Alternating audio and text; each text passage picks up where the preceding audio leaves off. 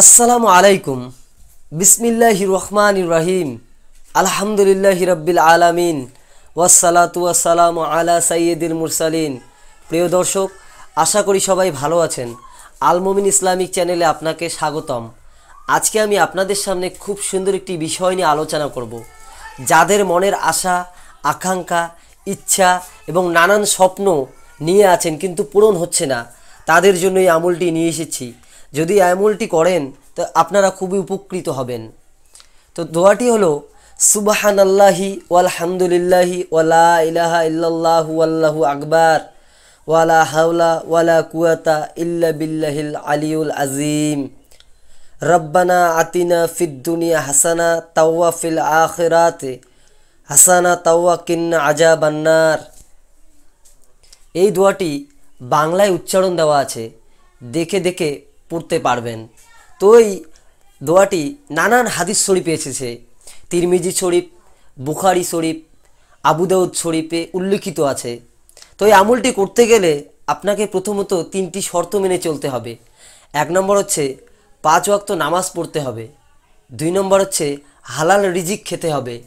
3 নম্বর হচ্ছে পিতামাতার সঙ্গে সৎ ব্যবহার করতে হবে, অর্থাৎ পিতামাতা বাবা মার সঙ্গে খুব সুন্দর ব্যবহার করতে হবে, অন্যথায় হবে না এই কাজ।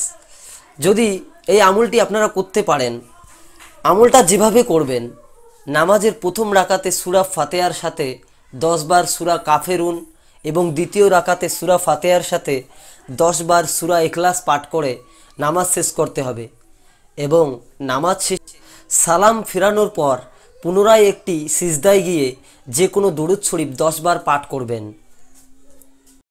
এবং পূর্বে যে দোয়াটি আমি বলেছি সে দোয়াটি 10 বার পাঠ করবেন। এই আমলটি করলে আপনি 1-3-7 দিনের মধ্যেই আপনি দেখবেন আপনার মনের আশা, আকাঙ্ক্ষা, স্বপ্ন পূর্ণ হয়ে গেছে ইনশাআল্লাহ। এই নিয়মে 2 রাকাত নফল নামাজ আদায় করলে যে কোনো আশা পূর্ণ হবে ইনশাআল্লাহ। এটা বহু পরীক্ষিত এবং অত্যন্ত ফলপ্রদ একটি আমল।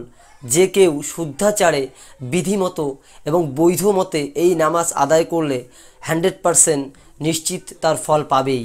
বর্তমান সময়ের বহু লোক এই আমলের সাথে সাথে ফল পেয়েছেন। এই ভিডিওটি যদি আপনাদের ভালো লেগে থাকে তাহলে আমার চ্যানেলটি সাবস্ক্রাইব করে সঙ্গে থাকুন। আর যদি বেশি ভালো লেগে থাকে তাহলে বন্ধু বান্ধবদেরকে শেয়ার করে দিন, সবাই যেন এই ভিডিওটি দ্বারা উপকৃত হতে পারে। আমিন।